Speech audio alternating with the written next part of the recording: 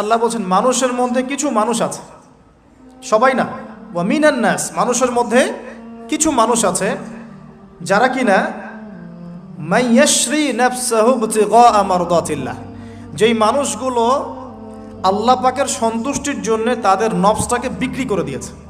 সুবহানাল্লাহ, চারটাখানি কথা না, কিন্তু মানুষের মধ্যে আল্লাহ কিন্তু সূরা বাকারায় বলেছেন শুরুর দিকে, মানুষের মধ্যে কিছু মানুষ আছে যারা মুমিন, কিছু মানুষ আছে যারা কাফের, কিছু মানুষ আছে যারা মুনাফিক, শুরুর দিকে পাবেন।